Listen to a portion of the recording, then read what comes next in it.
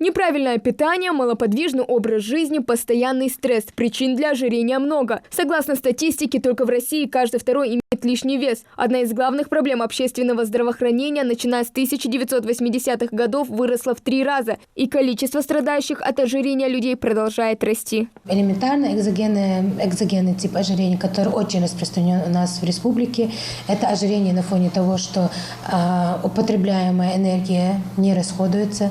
К сожалению, на данный момент из 100% детей, которые приходят к нам на прием, из 100% детей 70% идут с избыточным весом. А так, классификация ожирения рассматривается простое ожирение,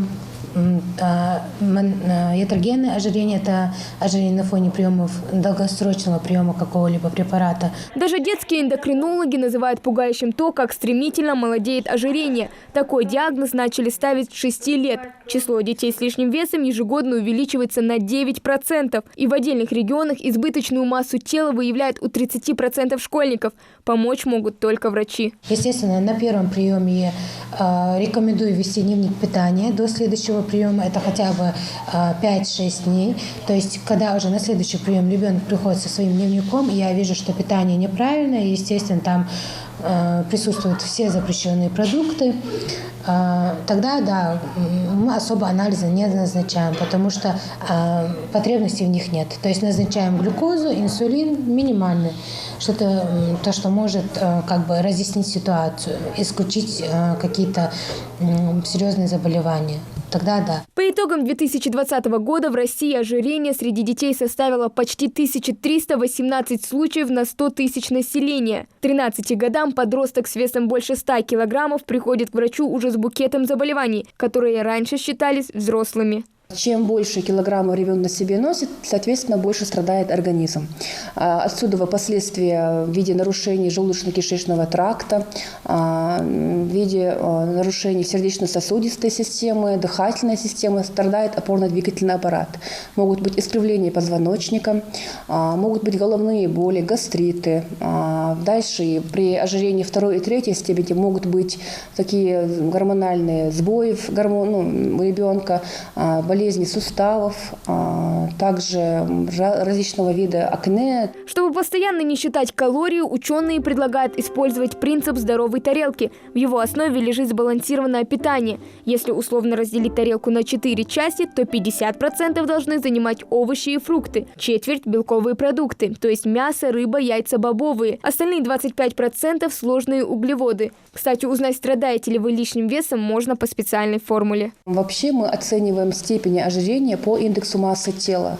Оно рассчитывается по формуле, то есть масса ребенка делится на его рост, умноженное в квадрате, то есть в квадрате.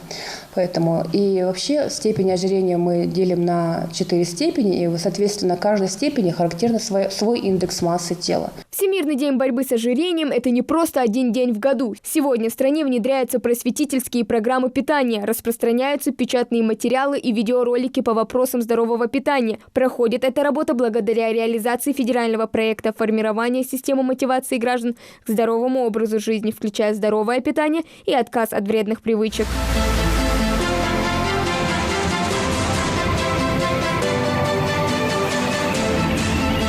Выбрать тренировки каждый себе может сам. Для этого в первую очередь нужно подобрать себе спортивную одежду. Кардионагрузки – отличный способ похудеть. Первый результат будет заметен уже через месяц. 6 лет назад Россия по этим показателям занимала 14 место в европейском регионе. Цифры с каждым годом растут. Гаджеты, которые вытеснили прогулки на улице, и неправильное питание – 2 главных фактора, которые приводят к проблемам со здоровьем. Кстати, на вопрос жителям, готовы ли они, например, отказаться от фастфуда, каждый отвечает по-разному, не задумываясь. Я отношусь положительно, потому что я сам употребляю фастфуд, и мне это нравится. Окей, а если это спровоцирует ожирение? Тогда надо заниматься спортом, и это не спровоцирует такое ожирение. Честно сказать, я не люблю фастфуд. Вообще не люблю фастфуд. И даже не знаю, как ответить, смотря на организм человека. Если организм у человека не принимает нормально вот эту фастфудскую еду, то, конечно, опасно. Да, питаюсь раз в неделю, вот так по-разному, то есть периодически. А ты считаешь, что так можно? Да. Не вредно ли это для здоровья? Ну, а если не так часто, то не вредно. К неправильному питанию я отношусь крайне негативно, потому что здоровый образ жизни – это неотъемлемая часть, то есть аспект жизни, и надо поддерживать свою форму.